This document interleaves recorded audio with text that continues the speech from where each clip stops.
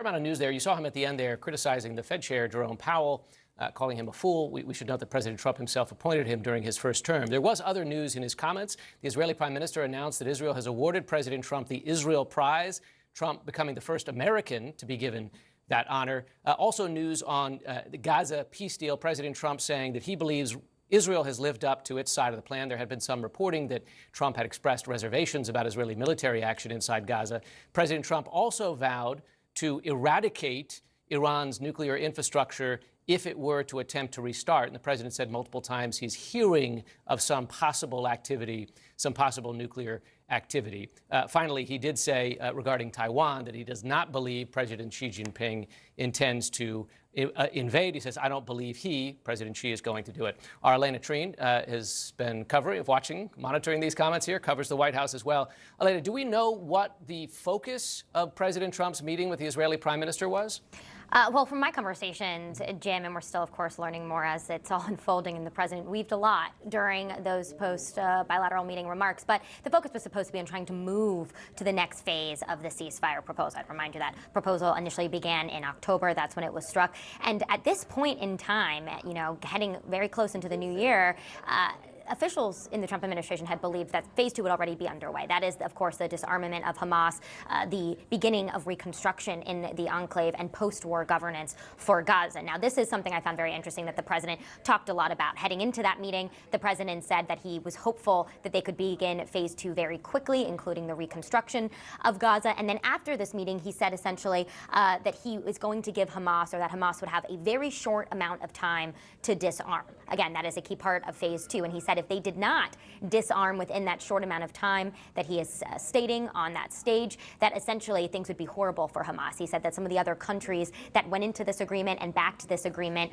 would go in and wipe them out. So very strong words for Hamas there. Another thing that was very notable to me, Jim, was how much praise, not only, of course, Netanyahu was heaping on President Trump, but the amount of praise that Trump was giving to Bibi. At one point, he said that Israel has lived up to the plan, referring to the ceasefire plan, 100%. That is notable because in a lot of the conversations I've had with people in the administration, many of the advisors working on this deal, there's been some skepticism that perhaps Netanyahu has actually been slow walking phase 2 of this proposal, that essentially he wasn't entirely invested in the longer term peace plan. So that was very notable to me. He said that Israel essentially may not exist if they did not have such a strong prime minister like Netanyahu. Part of the reason that's such music to his ears, to Netanyahu's ears, of course, is that he has elections coming up in 2026. And so part of the goal for the Israelis, and for Netanyahu specifically today, was to really ensure that he has the full backing of Trump. And Trump got out there and did exactly what he wanted him to do, which was give him that type of support and praise. Yeah, and one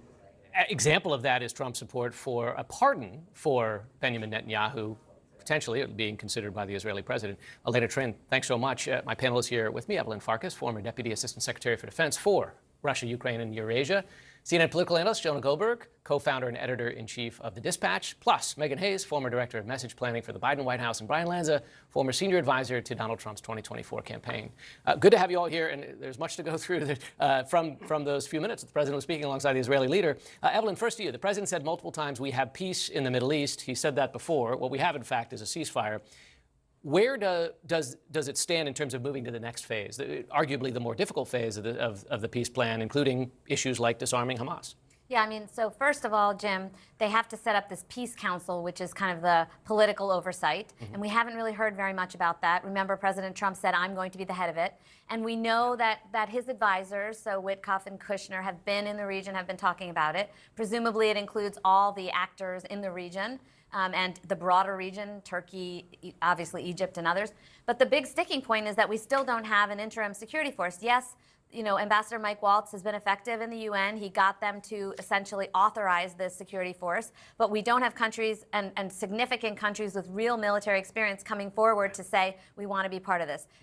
We've heard about Azerbaijan, Indonesia, Egypt, a couple of other countries. But I think unless Israel and the United States are pushing the Arab community to say we need real security forces, that's not going to happen. So there is some kind of foot dragging on top of what Israel's doing on the ground. It's an enormous risk to put your forces on the ground there in the midst of fighting in Gaza, attempt to disarm Hamas, and perhaps quite understandably. A lot of nations in the area, and by the way, the U.S. as well, but not unwilling to do so. Brian, on the Iran topic, if I can, because the president made quite clear that if what he's hearing is notable, perhaps it was an intelligence assessment about attempts at Iran resurrecting its nuclear program. The president said, if they are, we're going to have no choice but to eradicate. Can we take the president at his word there that he might order strikes again if it does turn out to be true? So I think it's pretty clear we have to take the president's word. He's not afraid to challenge Iran. He's confronted him in his first term. He's confronted him in his second term. He clearly sees them as an axis of destabilization in the region, and he has to address it. And what makes him different, at least the interactions that I've had with other presidents, whether it's for good or bad, is the fact that he is this business guy. And business guys in the business community, they always run towards problems and they try to solve it. Whereas you got politicians always looking to kick cans down the road and push on to somebody else. He actually wants to solve this issue. You saw the investment in the first term. You're going to see it again. You're going to see more of it, and it's a risk. It's a huge risk, but he's clear that he is not going to allow a nuclear Iran. Jonah, I mean, the circumstances of the strikes he ordered a number of months ago were quite particular in that Israel had already essentially eliminated all of Iran's air defenses. So while that was a complicated, and let's acknowledge the service of the American service members who were involved in that operation, it was not the same as going in there and being, in effect, the first to strike. If the president were to order this again, would the circumstances be similar, or would this be a higher risk operation?